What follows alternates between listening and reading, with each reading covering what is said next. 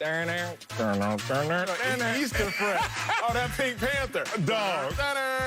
This is the Acho assortment. They must got our dressing rooms mixed up because I do not feel good right now. Not a fan of myself right now. But we got my man in Miami, Acho, in the building, looking crispy and sharp. Oh, I feel great. It's going to be a good show. With an A broke, so let's have an A-plus show. Well, we're here for the next 2 hours. An exciting first week in NFL is in the books. Let's get it started with the Bucs, where things didn't work out as planned in their first game. Tom Brady threw 2 picks, including a pick 6 in his Bucs debut. After the game, Bruce Arians didn't hold back on criticizing the GOAT, saying, quote, he threw the outlet and it was a pick 6. Bad decision. Well, on Monday, Arians didn't back down. In fact, he questioned Brady's determination. Ooh, listen to this.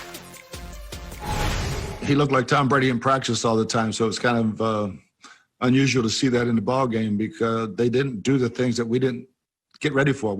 Everything they did, we thought we were ready for. You know, he's had it before. I mean, he knows how to bounce back, and he knew he didn't play very well, and it's not what he expects from himself, nor do we expect. So yeah, I would anticipate him to have a little more grit and a little more determination this week. Ooh, Acho, is it smart of Bruce Arians to publicly criticize Tom Brady? Not at all. Bruce Arians, I expect more out of him. I expect a higher emotional intelligence out of BA, man. If you look up, literally, I looked it up. If you go to Merriam-Webster's dictionary and you look up the word grit, there's a picture of Tom Brady. Oh, really? Like, Tom Brady is interchangeable. You can question his athleticism. That's fine. Yeah. Do that if you want to. You can question his build.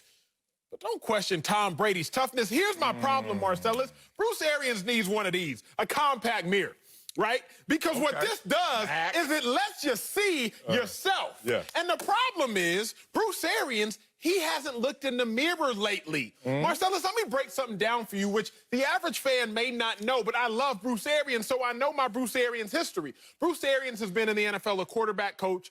He's been an offensive coordinator. He's been a head coach. Yeah, great resume. Bruce Arians, he's also coached 5 #1 overall pick quarterbacks.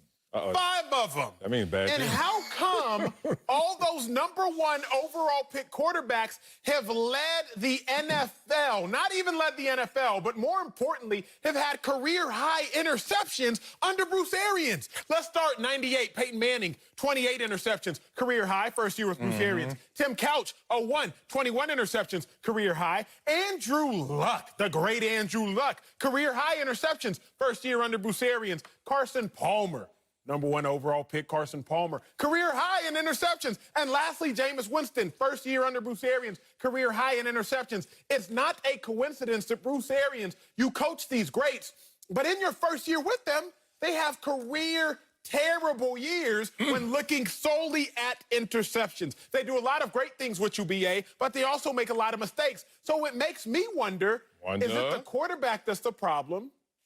Or is it the coach? Oh, you going here on the A block. Marcellus, I have to go here because earn your money. When you point a finger, remember, you got at least 3 of them joints pointing right back at you. And what's the thumb doing? I don't know what the thumb Nobody ever talks about the thumb. Don't nobody ever, they leave out the thumb. Forget you, But thumb. here's my problem with Bruce Arians calling out Tom Brady. What? Keep that in-house, bro. Keep it in-house? Keep that in-house, BA. I got a lot more to go after this first lap. But just kicking it off, I just needed the world to see. Y'all decide whether or not it's coincidence that Bruce Arians has coached 5 #1 overall pick quarterbacks. And in their first year with Bruce Arians, they have career-high interceptions. I don't personally believe that's coincidence because 5 out of the 6 QBs he's coached, the only one that wasn't was Ben Roethlisberger. But I don't think it's coincidence personally. I'm going to let America decide. I'm going to just leave them with that little nugget. I'm going to leave you with that nugget, too. Go ahead and chew on that. Let me chew on that. Speaking of chewing, I got a couple of little food tangents right here. Someone has a mantra, no risk it, no biscuit. Chew on that. You talk about their career high interceptions. How about career numbers as well? You didn't want to go to that category because it doesn't support your argument. You're a great analyst. Let's talk about the fact that Tom Brady doesn't have any grit before I answer this question. Grits, oatmeal, or cream of wheat? Which one for you? I said, every time I hear grits, I got to figure out which one. Grits. Give me grits. Hell yeah, sugar and butter too. All right, let's go. This is smart. If you're Bruce Arians, to criticize Tom Brady. What's the quote? To avoid criticism, say nothing, do nothing, and be nothing. Then you won't get criticized. But you're acting real soft up here right now. You're acting like if you publicly criticize the GOAT, that it's not going to go out into the universe and get into collisions with 6 Super Bowl championships, 4 Super Bowl MVPs, and 3 NFL MVPs, and turn into some little crumbling asteroid and get disintegrated. So the ego of Tom Brady is sitting there quietly, in private, motivated, taking all of this for what it's worth. But the public is going to sit there and have Tom Brady's back.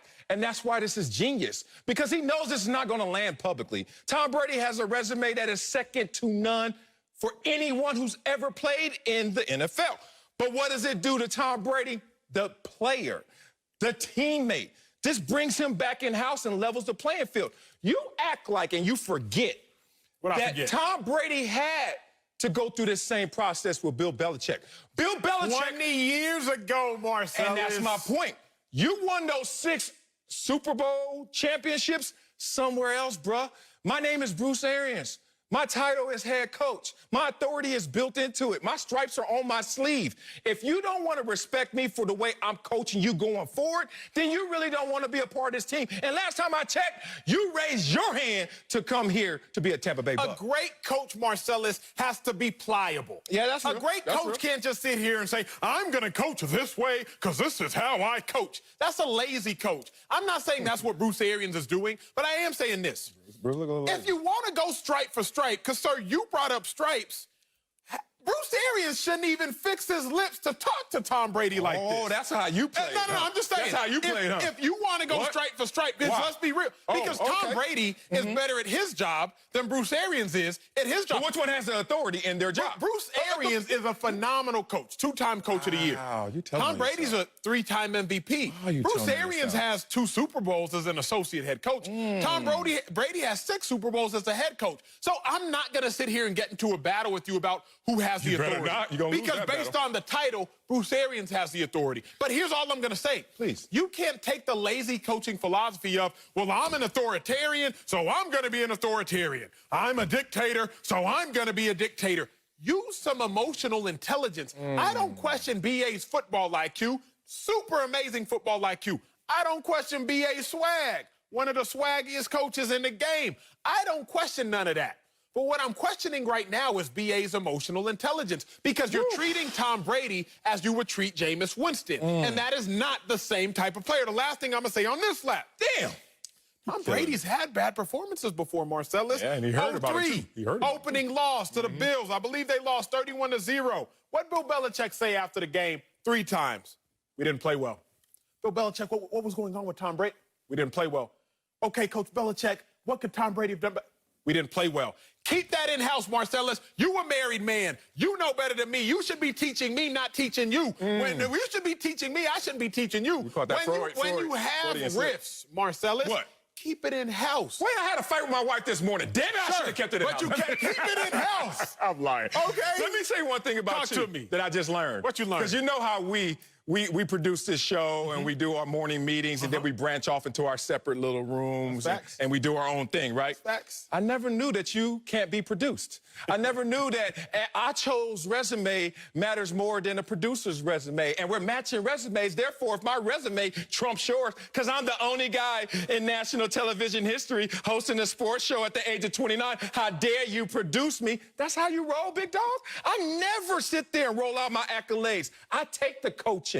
And guess what? Other greats have taken the coaching as well, no matter where they were in their careers. Michael Jordan. We just saw the documentary. Phil Jackson had to say, if you don't buy into your teammates, that was if you don't buy Coach. That was 91, I believe. Hold on, early that on. Was 90, Dude, 91, 6th, 7th year in the league without winning. But before the chips. That's my point. If you want to get to the next level, no matter if you already got your chips or you want your next chips, take this coaching. Is there another level for Tom Brady, though, bro? Yeah. Tom Brady. Why did he leave New England, Tom Brady has been to level. But Tom Brady has been to levels Bruce Arians hasn't been to. That's what I'm trying to say. And how did he get there with that coaching? Ask Mike Tyson. Rest in peace, custom model. Lost that coaching, lost his way. But let's talk about somebody who didn't lose their way. Probably great enough to even need coaching. Let's talk about our boy Reggie Bush, Fox NFL analyst. Reggie, Is it smart for Bruce Arians to... What you wearing? Homer. Is it... Reggie, you ain't got season tickets. You don't need to do that. I just walk around. I usually just walk around in this jersey all day, man, especially when somebody was talking trash about my team before, and then now here we are. Face Put an off address again. on it, Reggie. Face off That was again. you. Here we go. Oh, that's not this You was block. on the bandwagon. You know what, Reggie? We're going to do that in the next block. We're going to do that during the next block in the commercial break. We're going to do that right there. But answer this question, Homer. Is it smart for Bruce Arians to publicly criticize Tom Brady? I think it is, because one, what Bruce Arians is saying is that it doesn't matter what your name is. It doesn't matter what you accomplished before you came here. It doesn't matter what you did.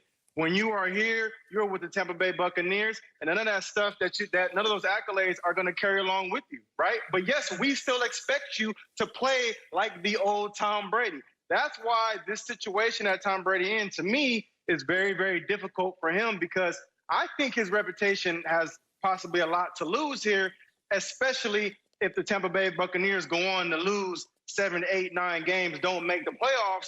Who's the first person they're going to look at? They're going to look at Tom Brady. So I think by Bruce Arians, criticizing him publicly, you know what that's going to do to Tom Brady? He is about to go into the mad scientist lab and go to work and make sure he comes back and he's striking next time. Preach. Here's my problem, though, Reggie and Marcellus. Y'all two act like y'all are so far removed from greatness. Both of y'all were far greater at this game of football than I ever was, and I can realize that. But here's my problem with y'all, because now y'all sound ignorant. It does matter what you've done. Reggie, don't sit up here with a straight face and tell me that you, first-round pick Reggie Bush, should have gotten the same treatment as practice squad dude on the street. Marcellus, you don't sit up here with a straight face and tell me that two-time top 50 NFL defensive player, one of the highest contracts at the time, should get the same treatment as the undrafted cat. But now y'all both want to sit up here talking with y'all's gums about, they got to get the same treatment. You got to get the same. Y'all never had the same treatment. Can I speak on this? I always took my coaching and took it well. I can't tell. Especially when I was balling and I was right. Oh, yeah, I could take that coach and bring it to me because I could shut you up with my play.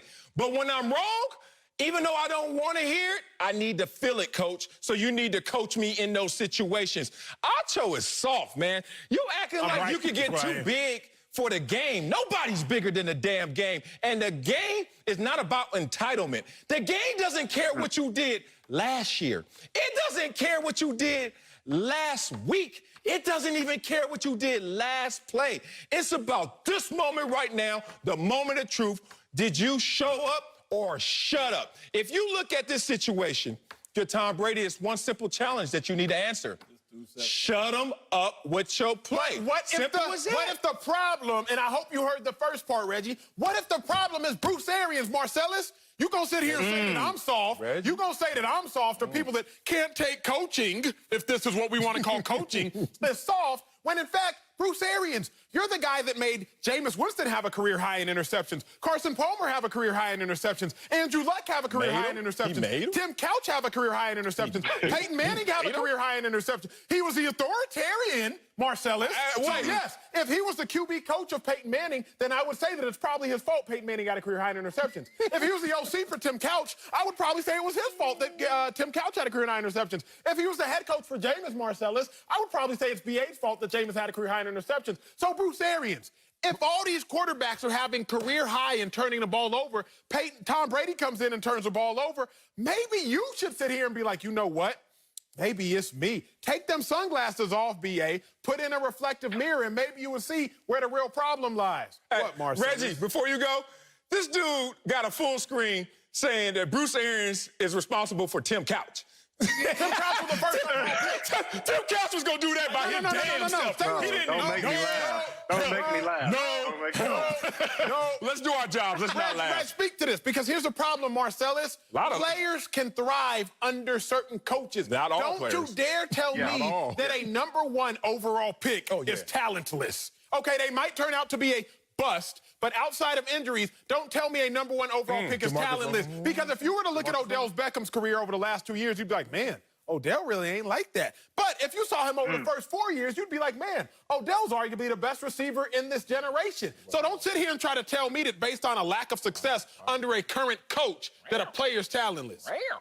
Yeah, you got me revved up in the A block. At the end of the day, Tom Brady don't play defense, and that defense got torched by Drew Brees and the Saints receivers. So at the end of the day, you cannot put all of this on Tom Brady. That's why I think it's the way that Bruce Arians said it, right? It's not what he said. I think it was the way he said it, and I think it was, Coach, this is only game one. Like, this is not a normal offseason for everybody. Everybody has had to deal with all the same adverse conditions, and that's why I said last week, Marcellus, that this Tampa Bay team is going to have to find out how to win on the fly. I don't know if you want to be trying to find out how to win in New Orleans against the three-time NFC South defending champs. Say it with your chest. 3 times. He said that for you. You are Homer. Drew Brees had under 200 yards. The Saints had under 300 yards. Michael Thomas had like 17 yards catching. The hell you talking about got lit up by them? The second half, they balled out on defense. That's all I know. I don't want to hear that, Reggie. Boy, you so caught up in the sauce, you ain't even going to watch the games anymore. Let me tell you something. I got this on my own then. You have to. I got this on my own if y'all don't want to play this. Look. This suit ain't doing me no justice right now. Y'all got to use criticism as fuel. A balloon can't rise without hot air, baby. Sometimes you just got to let the things run up off your back and say, you know what? No sweat, coach. I know how to shut you up. And the way to shut you up is not ego first. Walking in there, hey, won't you make sure you talk to me the right way when you're speaking about me in public because I'm Tom Brady. No, the way you shut someone up is go out there and be Tom Brady. You already created who you are. We already know you in greatness. We already know you in reputation. We already know you in accolade. But don't you dare roll that out there, turn your jersey around and say, since it says Brady, you can't talk to me like that. If you are Tom Brady, you got to act like Tom Brady through actions on the field. What you mean? Here's my thing. Do or do not. There is no try, brother. What I this am is trying football. to tell you. This is football. Tom Brady is coming out here fighting a losing battle. The losing battle isn't that quarterbacks haven't succeeded under Bruce Arians. Quarterbacks have achieved their greatest depths of success under Bruce Arians. There you go. But y'all look at the stats. Y'all look at don't even listen to me. Y'all look at the numbers. In Bruce Arians' first year, there is a learning curve. When I played BA 2014, we went to Arizona. He was a head coach. Every 6 plays, they finna take a shot. That joint is going deep. So what I'm saying is, don't risk no biscuit. No biscuit. Y'all need no biscuits, okay? You're a little soft around the edges. No more biscuits for you. Stop risking it. That is the problem. That's the problem. The problem is you want to blame a coach who never steps on the field for a player's production or lack thereof. No wonder both of us sitting here just talking, not playing no more. Coming up at the top of the hour, it looks like the same old Browns after week 1. We'll tell you if Baker Mayfield should already be on a short leash. But first, Dak Prescott bet on himself with the franchise tag. We'll tell you if that was a smart move. Next, speak for yourself. Oh, we on fire. Welcome back to Speak for Yourself, presented by Hyundai. Let's talk about that man, Dak Prescott. Dak. Boy, he got a lot riding this season since he's playing under the franchise tag. And Stephen Jones recently said, quote, he bet on himself, and he bet wisely. Well, maybe not so wisely on Sunday since the Cowboys lost their home opener against the Rams. But, Marcellus, you tell me something since I'm soft and all. And I'm wearing pink. You saw, huh? Does Dak Prescott look smart after week 1, betting on himself? Looks genius. Not even smart. Don't underestimate how... Marcellus funny today, y'all. He's funny today, America. Woo! Dak Prescott, who coming into this season was already trending $22 million plus more than the guy who's made the most money in the last 4 years. That's Kirk Cousins. He's already $22 million higher in projections than the guy who's made the most money the last 4 years, Kirk Cousins. I had to repeat that. But because I'm the full screen king, I got to bring it to you, Acho, and bring it to you heavy. Right now, I'm going to list the comps in our neighborhood since Dak Prescott is the 9th highest paid quarterback this year. And these are the top 8. Please leave this up here as I read off the comps. Because when you're a free agent, there's one thing you have to do is go out there and get your numbers. Another thing you have to do is keep up with the Joneses in terms of where you want your numbers to go. The last thing you need to do, when people get caught up in this all the time, is win games. You know why? Because there's always great players leaving bad teams that get paid. So Dak Prescott, let's talk about his comps.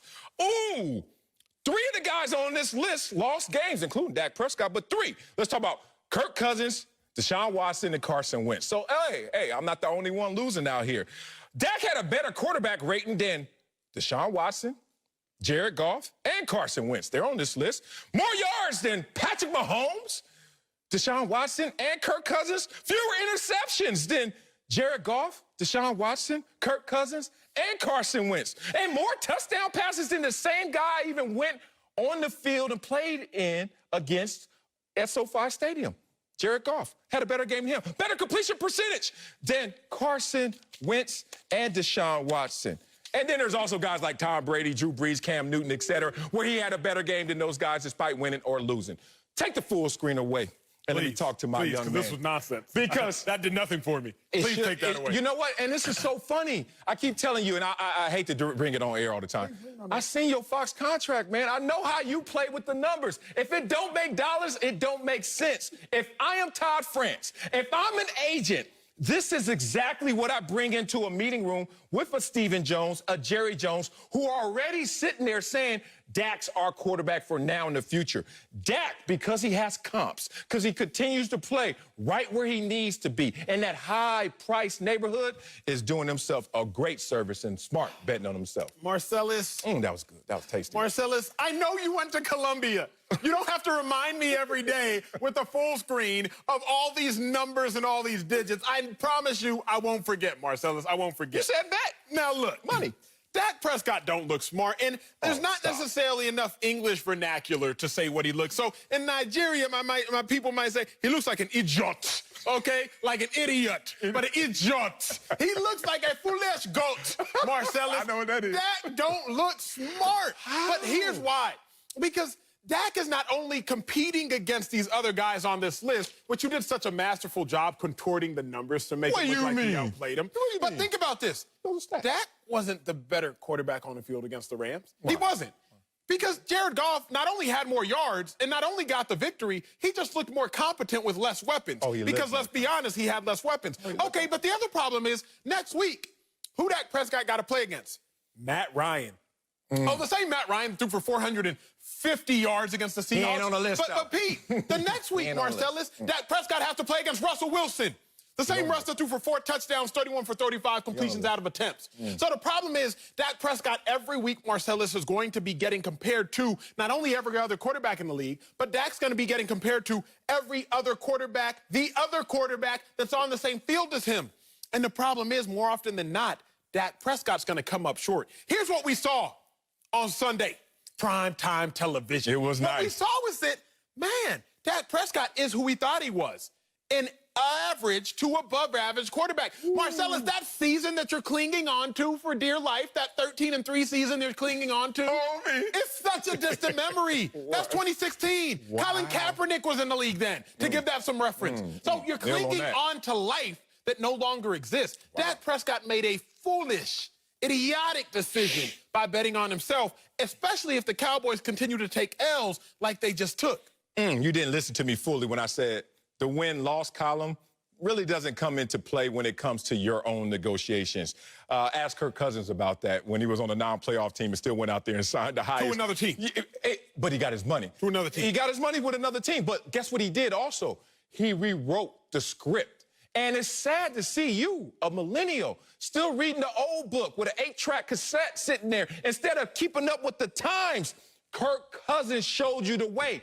And Dak is trending better than that same Kirk Cousins. But since you want to do the comparison, see, my thing is, I'm pliable, like you said great coaches are. I can go wherever you want to go and still get you, big dog. You want to compare him to week-to-week quarterbacks, right? Let's compare him when he's going to get compared in that same negotiating room with the quarterbacks available.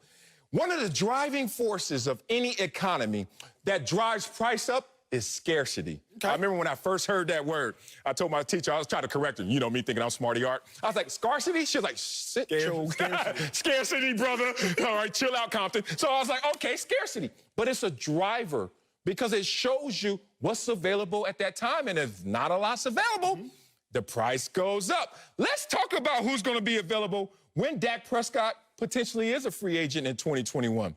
Tom Brady with his 97-year-old butt, Drew Brees with his 96-year-old butt, Ben Roethlisberger with his 95-year-old butt, Marcus Mariota, who ain't even on the field, Baker Mayfield if the Browns don't pick up his fifth-year option. Scarcity. So even though you can give me week to week, you may not look as good, but you still got the comps. You're still in the high-price neighborhood. And then when we need you, we can't let you go because you're going to get your dough. You're saying this because we might be able to find a lining to agree on. No. You're saying that Dak Prescott looks smart for other teams. For the Cowboys, he don't look smart. He looks smart for the Cowboys, too, because the Cowboys know we can't let him go. He's going to get his money. And if we the Cowboys don't care. Oh, why they don't care? If the they Cowboys don't care, why if they make get some money other places. Wait a minute. Hold on. I'm waiting. You got two. You're negotiating against the field, and you're negotiating against what you have to give them in terms of what you want and the franchise tag. There are three things at play, three-pronged approach. Bro, I was the highest paid player, and I wasn't the best player. I know how to play this game. This is the game you play.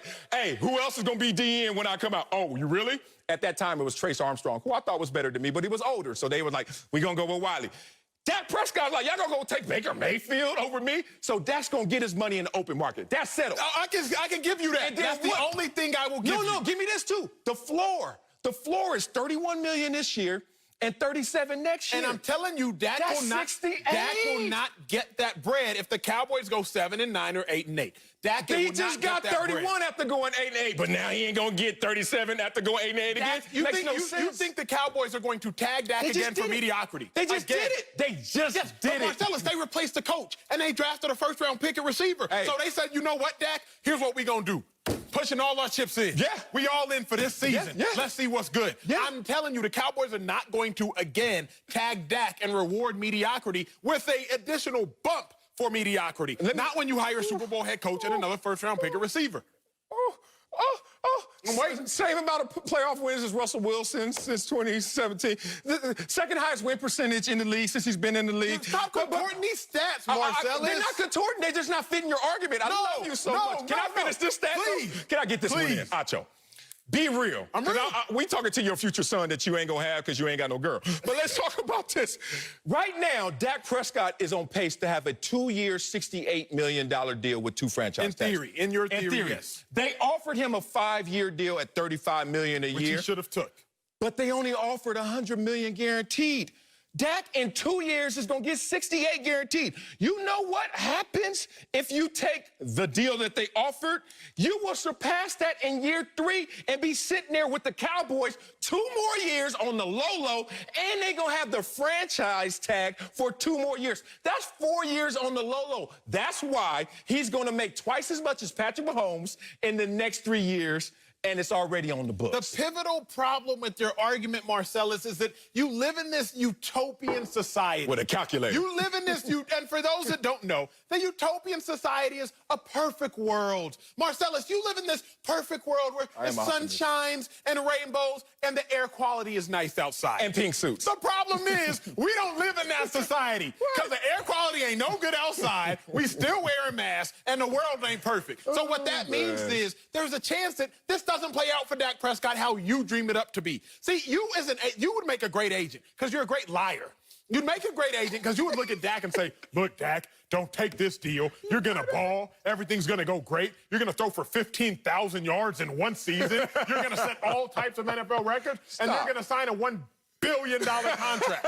And the fact of the matter is, Marcellus, well, sure, maybe Dak will stay healthy, and hopefully Dak does ball. There's also the chance that this doesn't happen. If Dak plays like he did on Sunday for the duration of the season, he's not seeing this money you keep promising him. The only thing I got from that, which was real, is if Dak Prescott gets injured, all bets are off. But you got to bet on yourself, and that's how you get your dough. Coming up, Tristan Thompson joins us. Speaking of dough, he'll tell us if LeBron needs to face the Clippers to validate a bubble championship run. Next, Speak for Yourself, presented by Hyundai. Speak for Yourself, presented by Hyundai. Let's talk about LeBron James, who is chilling in his suite right now. I know it's huge, too, while the Clippers play Game 7 tonight. Damn it. So some people out there already have an asterisk on the eventual NBA champion this year in the bubble. Now there's a chance LeBron might avoid seeing the Clippers if they lose to the Nuggets tonight, which on paper would look like an easier road to the finals. Oh, I see where we're going here. Joined by LeBron's former teammate Tristan Thompson. So, T, does LeBron need to face the Clippers to validate his bubble championship run, potentially? I'm going to be honest. No, he don't got to play the Clippers. That ain't his problem. Listen, LeBron took care of business when LeBron took care of business. Yeah. Here, we played against the Rockets. They beat them, what, in 5 games, got them out of there. Listen, Clippers got to do their job. You got to do their job. The NBA is banking on this. The NBA want to see Clips versus Lakers. LeBron did his part. I remember someone asking LeBron yesterday in the media, how do you think Kawhi feels about going into Game 7? LeBron said, ask Kawhi. What are you asking me for? I did my job. I did exactly what y'all asked for. Listen, when LeBron was in the East, they always kept saying, when he's in the East, don't play against the best team. He's in the East. Come to the West. He handled business. Every time we put something against LeBron, he take care of business. And LeBron, they get to the finals, they win. There's no asterisks. He took care of business. We didn't put it like this an example. They never said this when Lakers played against Orlando. Cleveland lost to Orlando. The matchup was supposed to be Kobe versus LeBron. Lakers win. No, we put an asterisk on the Lakers championship, so we put an asterisk on this now. Thank you. It's ridiculous. Come on, Marcel. I know you got the pink on, but I'm not taking a light on you. Yeah, like it was a pandemic then. What? You better let Acho get in between us. You better let him get between us. Here's the problem with what they try to do, Tristan. You, Marcellus, they look for reasons to undermine LeBron. Like, why is LeBron even in this conversation? LeBron did his job. LeBron handled business. He kicked back. He was on IG yesterday posting all the stories of him and Savannah for their anniversary. Happy anniversary, y'all, too. Yeah, happy anniversary. Why are we bringing LeBron into the happy nonsense? anniversary. LeBron ain't got no business in. Let me put it like this, Marcellus. Let me paint for you a more accurate narrative of how LeBron should be described in the event he goes on a championship run. Round 1, LeBron's Lakers, they beat the most hot team in the NBA, including the hottest player in the NBA, in Dame Lillard. And then after doing that, LeBron goes on in round 2 to beat the Houston Rockets, a team comprised with 2 players that have recently won NBA MVP awards. And then in round 3, assuming they go on to play the Nuggets, they play against a team led by Jamal Murray, who has 142 points over 3 games during that playoff stretch, which only the NBA logo in West and Michael Jordan have done. So, Marcellus, I'm not even going to give you the opportunity to create a narrative to undermine LeBron's success. LeBron and the Lakers, they did their thing. They kick back, they chilling. They waiting on your Clippers to handle business. Because in all honesty, should the Clippers really even have been the 2 seed if they can't handle business? Wow. Woo. A lot of fact-checking on this show right now. Look, I ain't got nothing for y'all as an analyst, but the fan in me ready for some smoke. So I'm about to go at it right now. Bring that. LeBron, here come your asterisk, and it was lowercase, but if you don't play the Clippers, I don't even know if they have an uppercase asterisk on my computer, but this one gonna be big and bold, and it's real. Yeah, I'm throwing my notes away for this one. Look, Tristan, stop lying to people. You guys, Tristan said that LeBron came west, and look what happened. He's balling. What happened last year? You know he came west the year before this year, Tristan, and that didn't go so well. So that's one thing. 2, Acho over here lying, talk about the hottest team. The Lakers had to play the hottest team in the bubble. No, they didn't. The Phoenix Suns went home. They had won in the bubble. Therefore, they weren't in the bubble. They were 8-0. The hottest team in the bubble were the Phoenix Suns. Stop lying. 3rd, LeBron James has also felt both sides of this asterisk, no asterisk before. Remember when LeBron was down 1-3 in a series against the Golden State Warriors, and then he came back, and everyone gave LeBron so much props as they start comparing him to MJ. And even LeBron said, I'm the GOAT. And then LeBron had to listen to the whispers that turned into a yell, turned into a roar. Because people were like, hey, if Draymond did this, hey, look. Oh, this is why stop this. I don't be go honest. to the barbershop. Because y'all start doing this stuff, and I gotta go. You don't go because you don't have hair. Yeah, you ain't got no hair to get barbershop. You line yourself up every morning. Y'all lying, man. This is it. Tristan, Marcellus, I got a question for you. And then, Tristan, I got a question for you. And they really work in tandem. Marcellus, 2015, who won the NBA Finals? San Antonio? No. It was the Golden State Warriors. No, Golden State. Tristan, in 2015, who were you all playing without in the NBA Finals? Without Kyrie. Kyrie and K-Love. Exactly. Yeah, without Kyrie and Kevin Love. But nobody, Marcellus says, man, the Warriors, they shouldn't have won that chip because the Cavs didn't have Kyrie and K-Love. What we say is this. It is what it is. The Warriors won the chip. So how are we going to sit here now and try to undermine what LeBron does? Nobody says, man, the Houston Rockets, if only Jordan was still playing, the Rockets wouldn't have won their chip. Guess what? Jordan was out there swinging for the fences. So the Rockets did what they did, and they handled business against their opponents on the court. If the Clippers can't handle business, Marcellus, if your Clippers can't handle their business, that ain't got nothing to do with LeBron. Marcel, you need to call your partners. Marcel, call your partners. Tell them let's get ready to go. Come on, call your partners now. You calling us, you got to call motivator, get them together.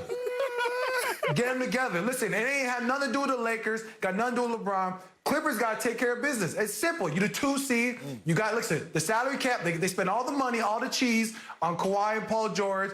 They got the 6th man of the year, 2 of the 6th man of the year, last 2, with Montrez and Lou Will. They got all the dogs. They got Pat Bev, 94 feet. They got everything they need. This shouldn't even be a topic. First of all, it shouldn't even be a series, because when I thought this was going in, I thought it was going to be done in 5 or 6. So the fact that these boys in Denver with Jamal Murray, who's a Canadian, by the way, shout out to him, is taking this to 7 games, come on, man. Come on now, I'm going to be honest. What are we really talking about? What we're talking about here is the conversation. Whether it has merit or not is not this conversation. Here you go, Tristan. Boy, hey, Tristan. Down, Tristan. Backing down. Him with that Columbia now. You know I only scored 6 months now. You know how many times I answer questions without reading the book? Get out the corner, Wiley. Get out the corner. Look, I'll tell you one thing that Acho even proved right now. If you're the underdog and you're underhanded, nobody cares, because, Tristan, you just talked about it. Kevin Love, no Kyrie, but y'all were the underdogs. Nobody gave a damn. It just moves on. That's why no one made a big issue of that.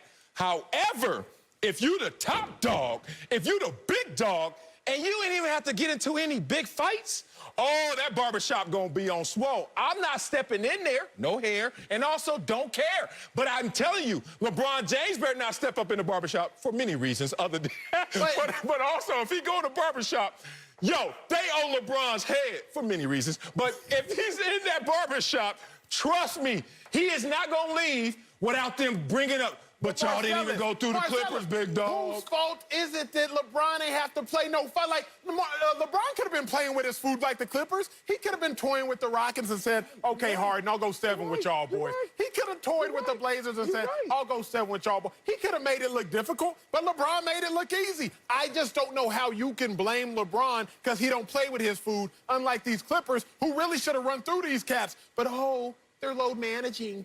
Oh, they're not a playoff. TT, tell this dude that people ain't out there to hear information, just affirmation. If you walked into this bubble already saying it's an asterisk, man, they don't have 5 months off. Oh, these teams don't even look the same, blah, blah, blah.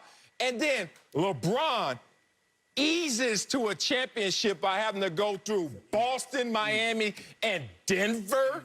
I don't think it's easy. I'm not telling you how I feel. I'm just telling you what's real. He gonna go out there and have to deal with all the hell. Whose fault is that?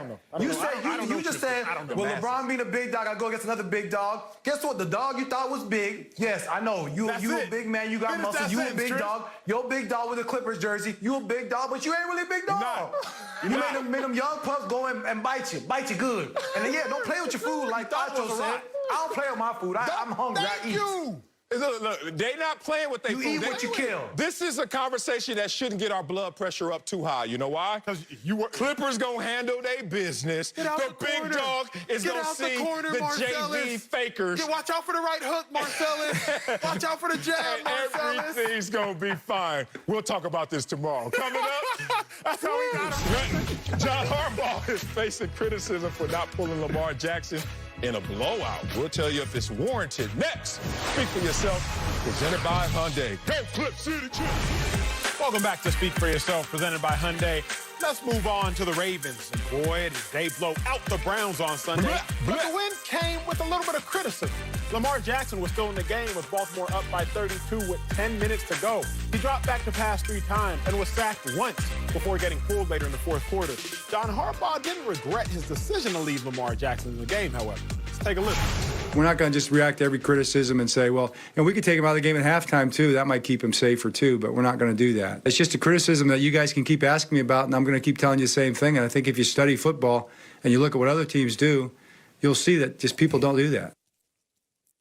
Joined by LeVar. L.A. is good to see you, my guy. But Marcellus, Yes. should John Harbaugh be criticized for this? Nope, not at all. And I'm glad John Harbaugh is not only responding to this, but kind of saying it with his chest. And he's actually factually correct. This world we live in right now, one thing I hate, What's wrong with it? of many things I hate, but I love more than I hate, is result-based criticism. I hate result-based criticism. I only listen to decision-based criticism. But let me give you an example of result-based criticism. My brother-in-law, Lafayette, I'll be sitting there watching the game with Lafayette. He's sitting there quiet. I'm sitting there quiet. We just eating. I got Munchos. He got Doritos. We chilling. And then you can see all of a sudden Lamar Jackson take a sack. And then all of a sudden my brother-in-law, Lafayette, would sit there and say, see, that's what I'm talking about. Why is he still in the game? Take him out. And I was like, what you mean what you talking about? You just said that. You are responding to what you saw and then acting like you saw it coming. John Harbaugh is correct. They ran a statistic on 11 quarterbacks last year that won games by 30 or more points. Starting the fourth quarter, 9 of those starting quarterbacks were still in the game. But let's take it back to my years, personalized experience. We used to play against Peyton Manning twice a year, every single year. And Peyton Manning, second year on, was rolling. Up big, up big. It didn't matter. Peyton Manning was still out there, satisfying not only his ego and his stats, but it made the coach feel good. So in moments like this, when you're like, oh, it's too risky, everyone is dangerous out there, but not everything is risky. This is a smart situation by John Harbaugh to let his quarterback, who had no offseason and no preseason, go out there, continue to get his muscles going, and start eating. I'm not going to criticize the decision, Marcellus, but I am going to scrutinize the decision, right? I am going to look at this a little bit more closely. You have to remember, the Ravens and John Harbaugh, they're not like the Clippers. They're not going to blow a big lead. Remember, the Ravens are a little bit wired a little bit differently. The Ravens, you're up 38-6. The Browns haven't scored since the first quarter. You up by 32. Why is Lamar still in the game? Y'all weren't going to blow that lead. Now, you said something that I think is a reason he was still in the game, which I have a problem with. You said padding those stats. The problem is, Lamar, you already have your MVPs. Now, I'm not going to say go get another one. MVP, not peas. I'm not going to go say don't try to get another one. But at what cost? Marcellus, I don't know about, I grew up in a Nigerian household. You got to check me on black households. But, you know, in Nigerian households, you got fine china. And fine china, you keep in that certain cupboard. And you put that fine china away, and you only bring it out for special occasions. You treat the fine china a little bit differently than you treat your normal plates and your normal utensils. We got to start treating Lamar Jackson like the fine china that he is. I need Lamar Jackson to get put away in that certain cupboard late in the game when you already did what you needed to do. We don't need Lamar Jackson to prove nothing else. The dude had already balled. Dude was 20 for 25. He gave you his 3 touchdowns, no picks. Game, he did his job. If Lamar Jackson can do his job in 3 quarters, he doesn't need to play that 4th quarter. I'm not scrutinizing John Harbaugh. I'm not criticizing John Harbaugh's decision. That's not what I'm going to do. But I am going to scrutinize it because I want to look at it a little bit more closely. If Lamar was only in the game to pad his stats, that to me is problematic. Y'all got bigger goals this year. Lamar has said he has bigger goals this year than individual goals. Fake news, fake news, fake news. No criticisms needed. And let me tell you something. Last time I checked, the NFL, that's the highest level of playing a full contact sport. That, by the way, the only level that you get paid that I know of for your services. So the fine china reference is no good, Emmanuel. And the reason why it's no good is because you fine china is brittle. It's not sturdy. It breaks easy. We can't look at a football player at a certain position and just immediately assume that they can't handle the brutal force in the game of football. Like that's not realistic. What also isn't realistic is what John totally touched on, and I think was very relevant to the conversation. And you touched on it, Marcellus. Why are we acting as though there's this written rule or expectation that you get to a certain point, you got to take them out? Like you're saying, okay, well, the lead might have got away. Did y'all see the Philadelphia Washington game? A lead can get away from you. Did you watch the Super Bowl last year? A lead can get away from you. So if you're talking about in week one, it was what, 24-6 in the first half. The game ends up being 38-6. Have we ever stopped to think in week one as they move forward, because the Browns are showing that they're not very much better than what they were last year, that the way you score and how you play is going to have to be much better than what it is against this Cleveland Browns team. So you have to get that work in. It's not about so much taking it easy or saving him in terms of playing against the Cleveland Browns. It's preparing him for better competition that they're going to see moving forward. So I don't think you take into this the mentality of get them in and get them out. You got to get your work. Here's my issue, LeVar, and again, I'm not criticizing it, but we do got to scrutinize it. We have to look at it closer. Every coach has treated these Lamar Jackson type of quarterbacks similarly. Everyone has. But none of these coaches have won Super Bowls with these Lamar Jackson type of quarterbacks. Now, I'm not going to sit here and say it's because they've treated them all the same, but maybe we should take a little bit different of an approach this time around. We saw what happened with the Mike Vicks, and you could argue that Mike Vick didn't have the talent to win a Super Bowl. Along with his legal issues, Mike Vick also had some injury issues. We clearly saw what happened with Robert Griffin. We've seen what's happened with Cam Newton. Maybe, just maybe, it would behoove us all to treat Lamar Jackson a little bit differently. At the point in which the Ravens go out and score with 13 minutes in the fourth quarter to go up 38-6, Baker Mayfield has shown that, well, he's Baker Mayfield. And so he's not about to come back. Off him. At the point in which all that has happened, I feel like we should use a little bit of discernment and say, you know what, risk reward. Okay, the reward, Lamar Jackson goes and throws for another touchdown pass and has 4 on the day. But the risk, something bad happens. You can't play the game of football out of fear, no. But you can play the game of football out of logic. You can play the game of football out of historical caution. And rather than trying to win an award on one game, you try to win a Lombardi trophy at the end of the season. That is why I scrutinize the decision. Because Jim Harbaugh had nothing to gain and everything to lose. John Harbaugh had nothing to gain and everything. Hey, big dogs, chill out. Chill out. Acho has forgotten that he played the game of football. Even John Harbaugh said, well, I could have took him out at halftime, too, and I ain't do that, damn it. What the hell y'all talking about? Y'all know exactly when the game is over, no matter what the score is. I'm going to take you into a locker room at halftime, both locker rooms at halftime, and tell me if I'm lying, Acho. Tell me if I'm lying, LeVar Arrington. You're in Baltimore's locker room. What's the score? 24-6, right? What is the first thing you hear some corny dude on your team say? If we don't let them score, 0-0. If we don't, 0-0. You're right. I digress. 0-0 is the score. Then somebody cornier than him says, if we don't let them score, they can't win. Now let's travel 37 feet to the other side, where there's the Cleveland locker room. You know what they say?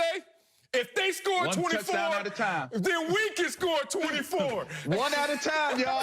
Get a stop, get the ball, again. 1 at a time. Corniest is 1 at a time. And then somebody else like, they scored 24, we can score 24.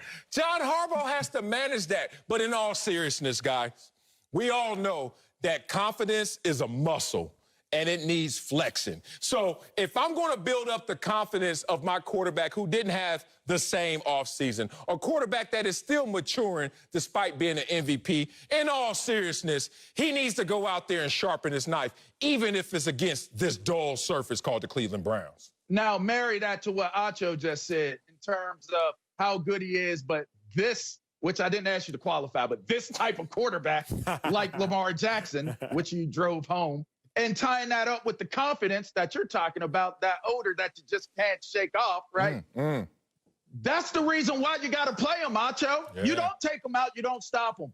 That mentality that you heard, that passion that you saw coming out of Harbaugh when he was delivering to his critics, don't judge me on this, is the same mentality and mindset that you're going to need if you're going to get over that hump that they seem to have stumbled on so far with Lamar Jackson and other Lamar Jackson type quarterbacks have stumbled upon in the past. So you got to play him.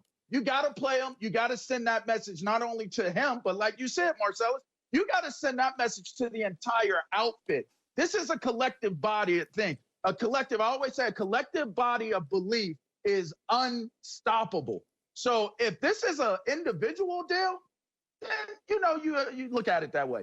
But this is the ultimate team sport. And by keeping him in there and working on it and saying our mentality is not only to win games, to finish games and dominate games, you don't turn that on and off like a light switch. You turn that on and you leave that on for an entire season. And for some, you leave it on for an entire career. Well, John Harbaugh knows better than I. So, again, I ain't going to criticize it. We'll just see what happens next time. Coming up in our big story, the Browns looked a lot like the Browns on Sunday. We'll tell you if Baker Mayfield should be on a short leash. Next, Speak for Yourself, presented by Hyundai. You're watching Speak for Yourself. Marcellus Wiley, Emmanuel Acho over here, still A+. The Pink Panther suit is growing on me. It's growing on you good. I need to grow into it. It's too big. Who the hell cut this suit? That's all good. It's time for our big story, so let's move on to Baker Mayfield, who had high expectations coming into his third season. But a blowout loss to the Ravens shut that down quickly. Baker threw for under 200 yards and was picked off on the Browns' opening drive. Yuck. Baker said, quote, "Sometimes a wake-up call's good for everybody. A punch in the mouth." I'm a former player trying to act like I'm an expert. What the hell are you talking about? Acho, should the Browns have Baker Mayfield on a short leash this season? Man, they got to have him on the shortest leash. Marcellus, when I came to this show to Speak for Yourself, I had heard phenomenal things. I'd heard great things about the wardrobe department, great things about the producers, shout out to y'all, great things about the studio, great things about the set. But the one thing I had heard, Marcellus, was that Marcellus Wiley was the co-host killer. Oh. I said, oh, wait, hold on now. I'm on set with a co-host killer? But then I realized Baker Mayfield, he's a head coach killer. Oh. And the problem is, Kevin Stefanski, if you ain't careful, Baker gonna cost you your job. So the Browns need to have Baker on a short leash because, again, I told a judge I couldn't budge. It was him or me. Okay, the great Lil Wayne quoted that. Kevin Stefanski, he gonna be looking at Jimmy Haslam and be like, hey, I couldn't budge. It was him or me. And if Stefanski don't get rid of Baker sooner than later, he gonna be gone. Remember this isn't necessarily opinion. Baker Mayfield's only been in the league for, what, his third year now? Going on 4 head coaches. You got Hugh Jackson, then you go to interim Greg Williams, then you go to your boy Freddie Kitchens, then you go to Stefanski. You're going on 4 OCs. Sooner or later, you got to figure out, is the problem Baker? Is it the head coaching carousel? Remember, Kevin Stefanski, you also have a competent quarterback in Case Keenum, who did go 11-3 just 2 years ago. Kevin Stefanski was a quarterback coach in Minnesota when Case Keenum was there. That's the backup for Baker Mayfield in Cleveland. So again, Stefanski, you got to watch out for a head coach killer like I got to watch out for a co-host killer.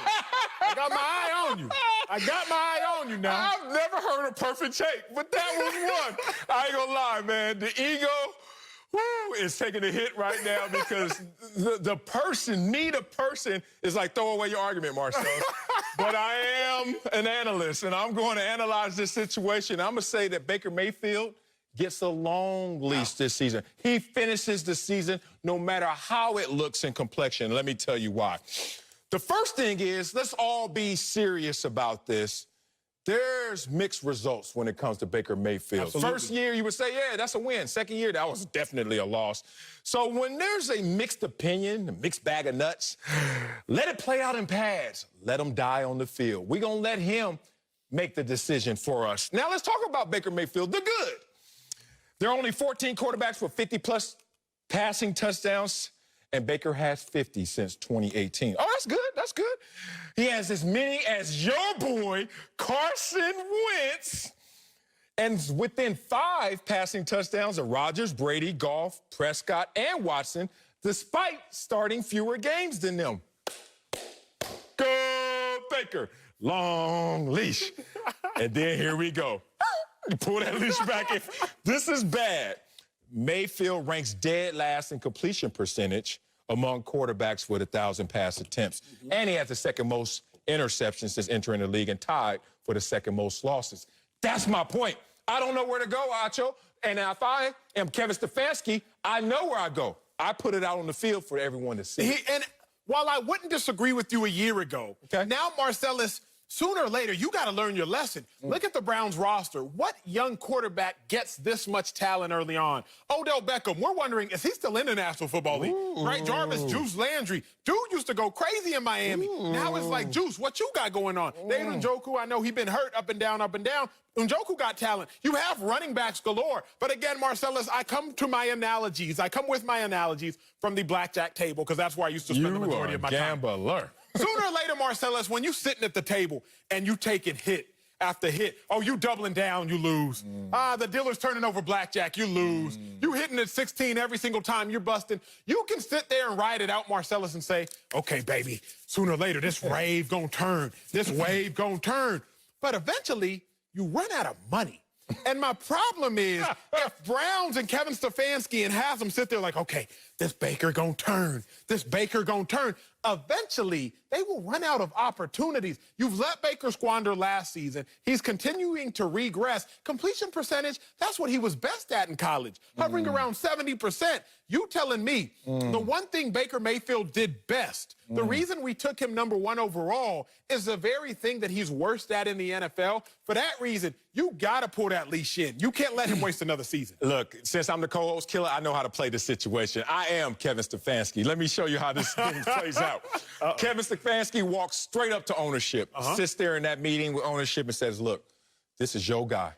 If I were here when you guys drafted him, I would have talked you out of it. But hey, we're here right now. So in this situation, if I'm Kevin Stefanski, I got one hand patting Baker Mayfield in the back. And what's the other hand doing? Stabbing him. Like, hey, bro, you're going to have to go out there and play this out. And that's the situation that is existing right now. He is making other guys look marginal, if not reduced, if not kind of sorry. So Baker Mayfield is going to be put on that field to figure this out. Let's bring back in LeVar Arrington. LeVar, should the Browns have Baker Mayfield on a short leash this season, big dog? First off, it sounds like Acho is Stefanski and you're Baker Mayfield. By the way, Acho introduced you being the killer, the co-host. You ain't lying. I digress. Here's what I'll say. He doesn't need a short leash. And if you understand the terminology and how leashes are used, shorter leashes are used for 2 reasons, and 2 reasons alone. One is either to protect your dog, right, and pull the dog into safety, or 2, to protect that dog that needs to be pulled in from safety from a real dog, all right? We just did the last segment where we were talking about letting the dog, that dog ain't even on a leash, all right? He hiking his leg all around Brown Stadium, doing all kinds of everywhere. You had to have a short leash for Baker Mayfield so that you can yank him up and put him in your arms until they came and got him. Rest Lamar. Rest him. All right? We don't need you having no dogs running around loose on our field. So, yes, he has to have a short leash. And it's for safety and it's for protection. You just watch what's going to happen with the #1 team in your division. Now you get to sit at home last night and see that, oh, no, Ben is back. Ben is back, and their defense is nasty. So now you just throw them away, the 2-time Super Bowl champion, now MVP in Baltimore. So you got Pittsburgh and Baltimore, but your numbers, if you look at Baker Mayfield's stat line, it's comparable to one Mr. Burrow in Cincinnati. You're talking about the cellar dweller teams, and he's a rookie. So I'm okay with Mr. Burrow having a not so great day, but Baker, you're on a very pivotal moment in your career right now. Think about this. You said his rookie year was a win, Marcellus. Yeah. He got 6 games out of 7. You know what he did with a heavier workload the year after? He got 6 wins. There's no correlation saying that Baker Mayfield is that dog you can let off the leash and is going to go into M&T Stadium where the real dog is and Pittsburgh Heinz and get some ketchup. There's nothing that says that he can do it. That leash is better be real short. You better be walking with him in your arms. In your lap. Hey, no leash, LeVar, just here. All right. Just hold him in your lap. Hold him in your lap. Sneaking them into stores and restaurants. Would y'all hear that? No, I ain't hear that. Here's the thing. If I'm Kevin Stefanski, I am not the dog, right? I'm the one that is going to decide what kind of leash. And Kevin has to know that he's Teflon. This is why I keep saying he went to ownership and said, this is on y'all. Make sure this doesn't impact me and makes a stain on my resume. So I have a Wileyism for a moment like this. If I'm Stefanski, I have to sit there and say, don't cry over spilled milk. And don't drown in it either. Think about it. Like, hey, man, y'all got this mess right here. Let's not all die in this situation. Let's call it for what it is. He's going to play out this year. It's not going to be a coach-killing situation for me. And the worst part of all this, Wileyism ending, is Baker Mayfield this week, and you brought it up, LeVar, plays Joe Burrow. Oh, a team that only won 2 games last year and now has a #1 overall pick. If Joe Burrow goes out there and shines on Baker Mayfield on Thursday night primetime, ooh, Baker, I don't know what leash you gonna get. They may just let that go. They may just let that dog go. You fight him on the side of the road. Coming up, it's Game 7 tonight. And my Clippers need a win desperately to keep our season alive. We'll tell you how confident we are, how confident I am. Next, Speak for Yourself. Welcome back to Speak for Yourself. Marcellus, I know you're about to be real nervous tonight because your Clippers are in a must-win Game 7 against the Nuggets. Doc Rivers said about his approach to Game 7, quote, "There's nothing secret or magical. It's about playing basketball." Well, we're joined by Chris Broussard, excited for you to drop some knowledge on us. But Marcellus, I need you to speak first because this is your team, sir. Yes. Are you confident in the Clippers win Game 7? Extremely confident. So confident I'm probably going to sound a little arrogant, certainly cocky, because what everyone is watching, what everyone is seeing are self-inflicted wounds. Friendly fire of sort. Like, we're better than the Denver Nuggets. We put ourselves in this position where this is a do-or-die game. This is a Game 7, and I'm a football player. So every postseason game to me is a Game 7. If you don't win it, you got to go home. Let's talk about that mentality right now. I'm loving that Doc Rivers is like, look, I can't put anything up on the whiteboard, bulletin board. I can't let anything come out of my mouth that's going to be prophetic and get you guys riled up. Just do yourself. Just do your job. Just do the task at hand, and you guys will be fine. Now, I'm not going to lie to you guys because I'm going to let you into my emotional state. When we get up 16, because we will. When we get up 19, because we will, that's when the game begins. And I'm going to be sitting there biting my fingernails like, this team activates whenever their backs are to the wall. But in all seriousness, this is a game that I have tremendous confidence in the Clippers winning, just by talent, by depth, by their offensive production when they hit, when their defense is right. This is a team that's second to none. All those things have to click tonight, so they will click tonight. Clippers win. Marcellus, I'm not confident. I can't be confident, sir. Oh, what's on camera? You vocally have embodied the Clippers, and the problem is, sir, you got a lot of pride you speak with, and the pride comes before the fall, sir, as we all very well so know. The problem with the Clippers is they're playing a team that don't play around. We talked about this yesterday. I think it was off camera. You know, growing up, you got them roaches in your house, and probably just that one roach. You keep talking about my house. And you try to kill that one roach, Marcellus, and it just won't die. You step on it, it just keep doing like that. Then you hit it with that raid, it just keep doing like that. He got life. The problem is that little roach won't go away. See, the Nuggets, they won't go away. Clippers up by 19. Nuggets ain't going away. Game before, Clippers up by 16. The Nuggets ain't going away. But the thing I think most about is Shaquille O'Neal said it before the Nuggets' last Game 7 against the Jazz. He said, you never know what can happen in a Game 7. Nuggets versus Jazz, the average score was 117 to 115 during the first 6 games, but that game ended 80 to 78. So while you think the Clippers got a great chance, you just don't know. PG could be in shooting woes again. Kawhi could have one of his off nights. Pat Bev, he could go for 2 again. 2 points and 2 techs. You just don't know what's going to happen. I can't be confident in this team for 2 reasons before you take it from me. Number one, it's a team that doesn't know how to put other teams away. But it's led by a coach that doesn't know how to put teams away. Doc Rivers, he's blown 9 career series leads. This is facts over feelings, Marcellus. 9 career series leads. But more importantly, Doc Rivers has blown 2 series, went up 3-1. That's only happened 12 times in NBA history. So 17% of the time a coach blows a 3-1 series lead, it's Doc Rivers. I love Doc. But Marcellus, you taught me, sir, facts over feelings. So I just present to you and CB a couple facts. Now let me kick back and enjoy my week. I love how Acho just slayed Doc and then said, I love him. I love him. But you know what? You know what, though? Those are facts. And I'm looking at Doc tonight. I really am. And I know he told us that the rah-rah speech doesn't work. It hasn't worked for Doc, that's for sure. But I know one of the best coaches in history, Pat Riley, was known for rah-rah speeches and rah-rah antics. Remember in 2006, he had a treasure, a trunk, where the players put pictures in, and he motivated them throughout the playoffs. And, of course, they ended with the NBA championship. So I'm looking at Doc Rivers tonight. And let me give props to Marcellus for putting on the brave front. Because if I didn't know better, I would really think you were overconfident, cocky, arrogant, all that. But I know better. I know inside you're shaking, you're sweating, you got your little fan, all that, right? But I'm here to give you good news. I'm saying I'm 75 to 80% confident, sure, that the Clippers win tonight. As you said, they are the better team. Thank you. They have the better player. I know Jokic has been great. Statistically, he's matched Kawhi, if not bettered him. But we all know Kawhi Leonard is the best player.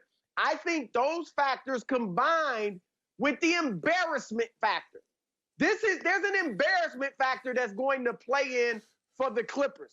They have the best team, the best player, plus they don't want to be embarrassed, okay? They will turn it on. I think they play well. I think it's a close game throughout, and then they pull away early to mid-fourth quarter and win by 7 to 11 points, somewhere in there. I do believe the Clippers will win. I said earlier in the day, I'm off of them, Marcellus. What? I'm off them as far as winning a championship. I've been with them since Christmas, but I do think they advance tonight and meet the Lakers, and then that's where their season ends. Damn. With friends like y'all, who needs enemies? I mean, y'all some backstabbers, some traitors. I was with you until it got rough, and then I'm gone. Like, you're a married man. You committed. You know that when it gets rough, that's when you got to get tough. And you're not going to get tough with our boys. And we're a better team on top of that. Ooh. And Acho up here slicing and dicing and choosing and fooling with these facts. But there are also other facts. Who has the most Game 7 wins in NBA history? Red Auerbach. And who has the second most wins in Game 7 in NBA history? Doc Rivers. Because he played with his food. No, that's not a compliment. Stop going to 7, Doc. Stop going to 7. Stop playing with your food. You should have won at 6. I ain't gonna lie, that ain't the stat I want to be like number 2 or number 1 in, but it's the facts. That's the point. But forget all this, y'all. We can't forget that we're all human beings, and I'm a humanitarian. And right now, I have a public service announcement. Talk to me. That is really going to pull on your heartstrings because, being real, a lot of people tease me because I was an underdog growing up. And being an underdog growing up in inner city Los Angeles, Compton, South Central, I just wanted something to represent me as an underdog, someone that no one ever thought could make it, a team that no one thinks could make it. That's the Clippers. And a lot of times y'all want to tease us and talk about the Clipper curse.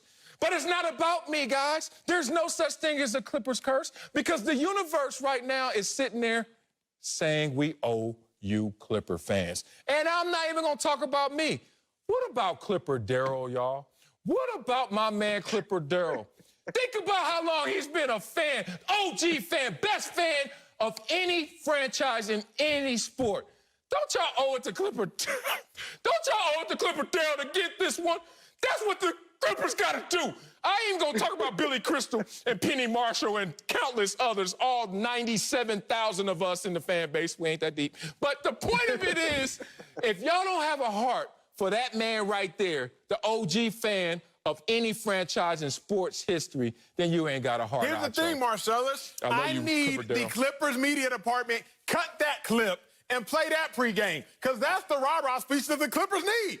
Like Doc Rivers talking about he don't give rah-rah speeches. What was it, Ty Lue 2016? I believe the true story, talking about how he left a wad of cash in the Oracle. because he said, we coming back here to win the Game 7, to win the whole chip. Knowing they had to go to Cleveland and win one at the Q, then they had to come back and win one. Marcellus, you played the game. I played the game. CB know the joint better than all of us sitting up here talking, smacking these gums. There has to come a point where there is a little bit of motivation. What we know about the Clippers is the reason they're taking L's is not physical at all. It's all mental. It's all psychological. So the fact that Doc Rivers isn't willing to play into the psychological aspect, the one reason the Clippers aren't willing to game, it gives me cause for pause, and it gives me cause for concern. I wouldn't be surprised if the Clippers lost. Sure, do I think they'd win? Yeah, in theory. But none of us, I think, up here would be shocked if they lost. We'd just be like, oh, yeah, they was playing around.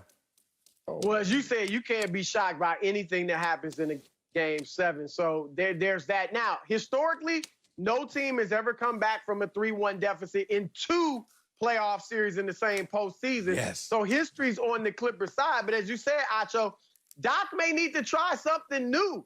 I mean, we clearly see that the Clippers lack spirit, and they lack some motivation, and they lack execution. All of those things are that when the coach jumps on, that's part of his job. That's part of the coach's job, to get you to be motivated and play with intensity, and to get you to execute. And I like Doc like you, Acho, and like you, Marcellus, but Doc's got to bring it. I'm not saying his job's in jeopardy, but if they lose this game tonight, people will rightly be looking at Doc Rivers as a big part of the reason why. Hey, everybody. It doesn't have to be pretty, but we need this win, damn it. Go Clip City! Coming up, if you missed any NFL this weekend, we're here to give you a full recap. Yeah, lift my spirits, please. We'll give you our Week 1 winners and losers next. Speak for yourself. Welcome back to Speak for Yourself. It's winners and losers time.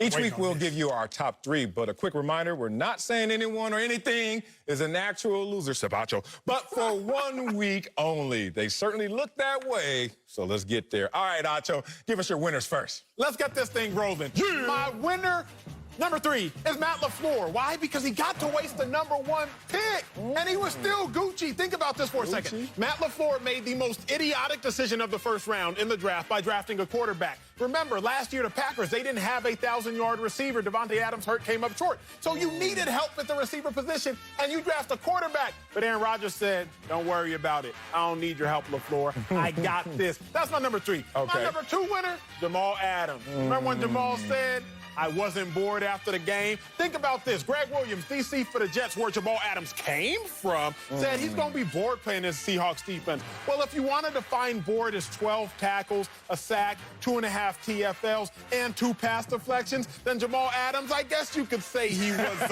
a little bit bored. He was bored and busy beating up on the Falcons. But the biggest winner of them all on Sunday and Monday, the Jacksonville Jaguars, because of Minshew magic. Ladies and gentlemen, remember, the Jaguars were left for dead. From 2012 to 2017, they had 5 first-round picks in the top 5. None of them on the squad anymore. Nick Foles, big acquisition last year. They shipped him off. Leonard Fournette, they shipped him off. We thought the Jaguars were tanking for Trevor Lawrence. Meanwhile, Minshew said, don't worry about this. I'm going to beat Phillip Rivers and the Colts. Of all the winners on the weekend, the Jaguars and Minshew Magic, Marcellus, they were my number 1 winner. But what are your thoughts on my list? Oh, I like your list right there. That Matt LaFleur, I mean, it's a winner.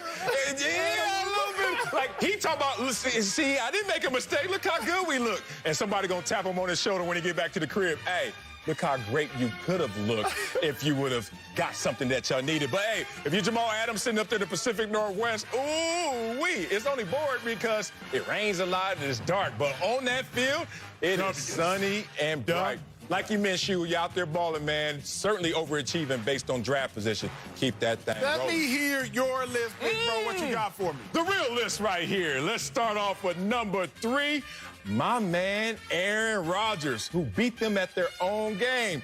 Oh, I got to buy in, even though I'm Aaron Rodgers the Great. According to Acho, we should compare resumes. Matt LaFleur or Aaron Rodgers. Aaron Rodgers should have won this tug of war, but he didn't. So he just let the rope go. Went out there, played their game, and beat them at that. Whoa, that's how you ball out, Aaron Rodgers. Number 2. Guess who's Bizak? Big Ben had Tommy John-like surgery. 8-8 without him last year. People were whispering, hey, this team looked good without Big Ben. Either he comes back and is the cherry on top, or he comes back and we can move on from Big Ben because we already got enough pieces, especially on defense.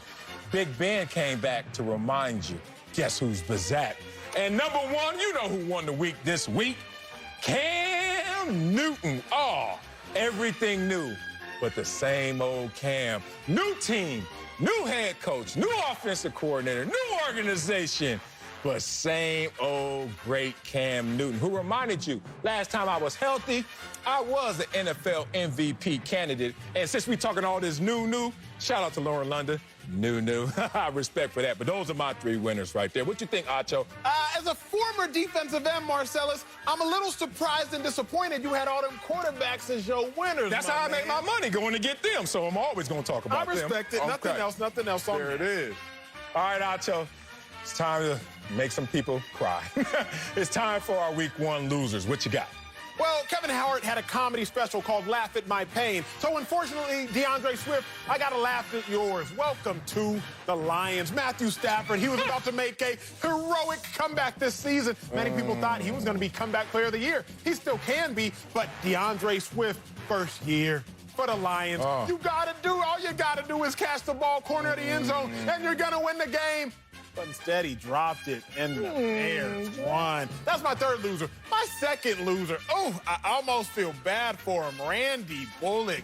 How you gonna blow it for Burrow, though? Burrow marches down the field, throws the touchdown, but then they call it back, OPI. Either way, he got you in field goal position. All you have to do, Randy Bullock, is make this easy field goal. It's shorter than the distance of an extra point at only 31 yards. But here's what threw me off, Marcellus. What? He gonna come up limping. Randy Bullock, after he missed the field goal, how is he gonna sit here and say, man, for whatever reason, my kicking motion, my left calf grabbed real hard. No excuse, it was a freak deal. I let the team down, and I'm real frustrated and disappointed. But the problem is, Randy Bullock, why you grabbing your right calf?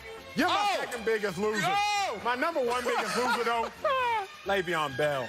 Made Adam Gase look smart. And that's hard to do. Remember, what was it, mid-August? I think August 26th. Le'Veon Bell gets held out of practice because he had hamstring tightness. Well, Le'Veon took to Twitter, and you know what he said. What did he say? He said, man, ain't nothing wrong with my hamstring. Well, I guess something was wrong with your hamstring because you had one job. The only thing you couldn't do, Le'Veon, Week 1 was to get hurt. But if you do get hurt, the only place you can't get hurt is your hamstring. And now you got hurt with the hamstring injury after 8 touches Week 1. Get healthy, my dog. Get healthy quickly. But when it comes down to laughing at someone's pain, Le'Veon, you the biggest loser after Week 1. Marcellus, what you think? Oh, man, you out there going out DeAndre Swift. That was bad for my dog. That was swift. That was fast. You play for the Lions. Something comes around in a bad way when you play for the Lions, but that's how the game goes. Joe Burrow. Hey, nobody told you to go out there and shovel pass to the other team and then put this kicker in that position. It wasn't Burrow. Hey, Randy Bullock. Hey, bro. You can't, my neck and my back. You can't be claiming everything on your body hurts when all you have to do is do your job and do it the right way. And the hammy, overuse, overextended. When I have too much of a workload, when I have to carry the whole team because our coach can't, maybe my hammy will give on that situation. I'm still with you, Le'Veon. Whatever, man. Marcellus, you talk to me. I want to see and hear your list. Okay, here's the real list right here. Oh, Deshaun Watson. Contract celebration gone wrong. Ooh, in this game, we didn't see a glaring difference in how much they make in terms of contract, but in terms of performance and earning that contract, not the best performance. When you're going against Patrick Mahomes, the great, and you're Deshaun Watson, the great, you got to play great. One of y'all did, one of y'all didn't. Let's go to number 2. I'm piling on. Baker Mayfield. Talk it like you walk it. Stop listening to the Migos. Walk it like I talk it. Like I talk. No, I want to hear out your mouth how good you really are. But right now, you're not that good, so I shouldn't hear that much. And if I do hear something from you, it has to be more than just pep rally speak. I'm getting tired. Oh, we got punched in the mouth. You got punched in the mouth all last year, and then Week 1, you get punched in the mouth again. You bring that up. Come on, Baker Mayfield. People are betting on you. But the number 1 loser this week, Carson Wentz. Always feels like somebody's watching me. And his name is Jalen Hurts. No privacy. Hey, I never thought I would be on this show with a Philadelphia Eagle by the name of Acho, who swears by Carson Wentz, and would ever be able to say Carson Wentz didn't get hurt. And he didn't look great. Like, he actually was a healthy by performance scratch. Like, that was a healthy scratch by Carson Wentz. Yin, yang, first half, second half. Carson Wentz, be careful. Somebody watch you. His name is Jalen Hurts.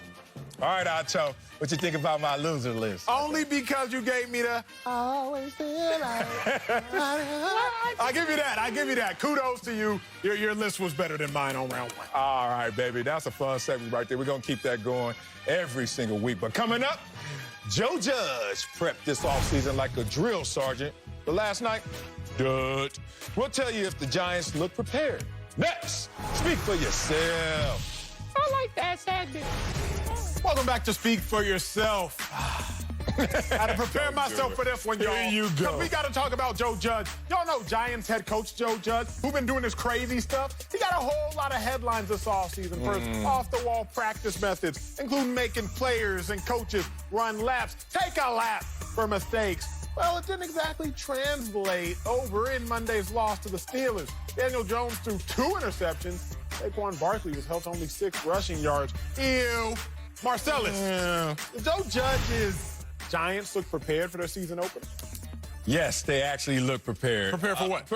Prepared to lose? Well, I think we all expected them to lose. Not Giants fans. And they only lost by 10 to a Pittsburgh Steelers team that now has their cherry on top in Ben Roethlisberger being healthy with that defense that is special, next level.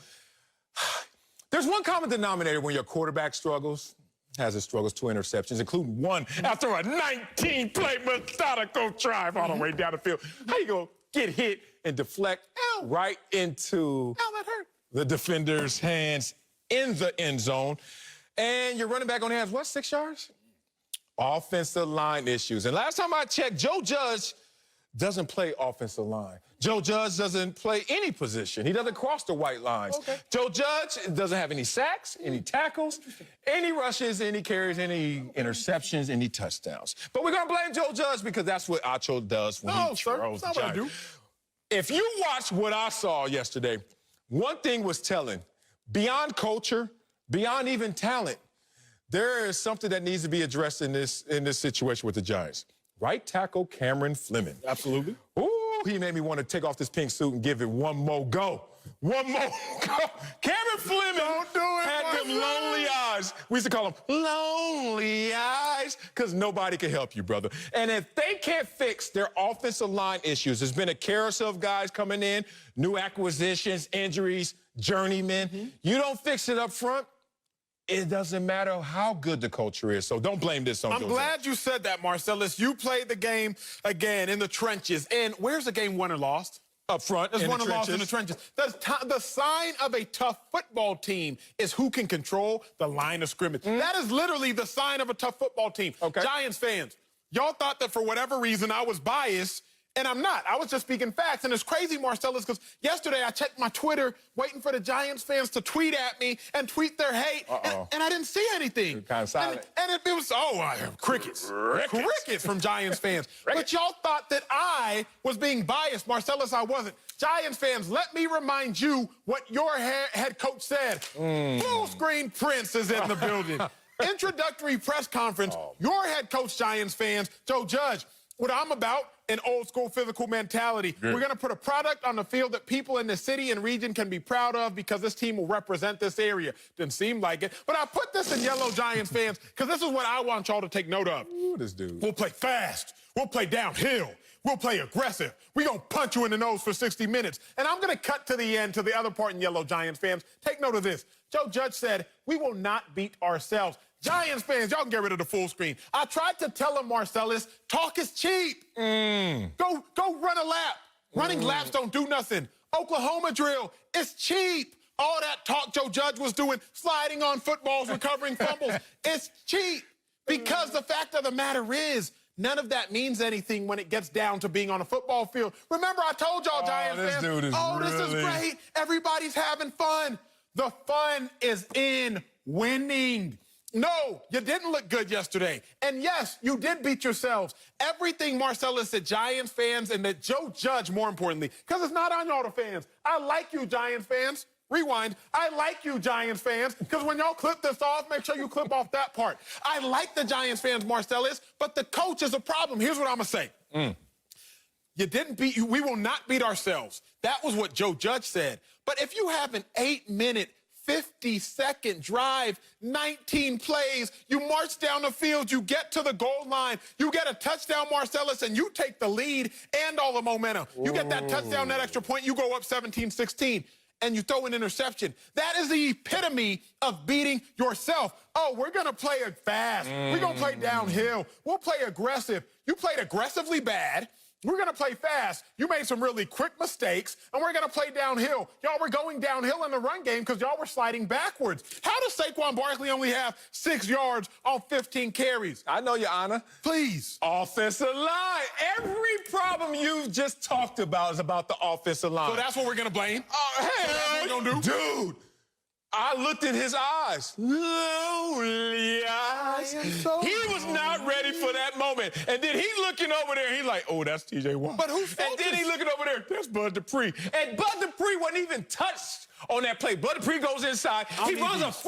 I don't need my notes anymore. I don't need my notes anymore. He probably runs a 4.5. I don't need my notes. Here's my thing. At 270, I don't need my notes. blame coach. I'm not blaming. Here's what I'm doing, Marcellus. The players, and y'all hear me loud and clear when y'all hear this, because I learned this at an early age in a game of football.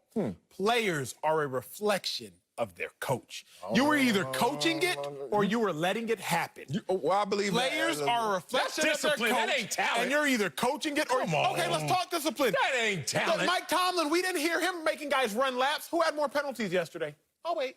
Okay, you got 1 point in. 1 point for Acho. So my only point is this, bro. My only point is this.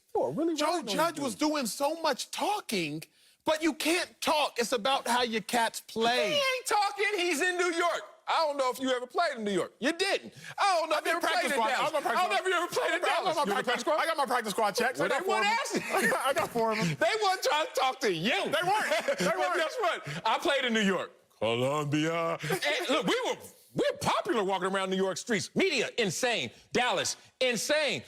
Buffalo's, that's not the city, but that's the state. Still, the point of it is the media is going to always blow things out of proportion when you talk about that. How about we talk about that offensive line, which I'm going to keep harping on because that's why Saquon didn't go off. That's why Daniel Jones had the interception. Bud Dupree running around 4.4 at 270. And that's also the issue that they had in terms of pressure. But let's go beyond that. It's 16-10 in the third quarter. And all you got to do is make sure that you protect this situation. But what on the team protects? The offensive line. But here's my thing, Marcellus. If they fix their offensive line, this team is going to be fast-forwarded into something good. Let me tell you what we're not going to do. Well, you hot. You done. What we're not going to do is this.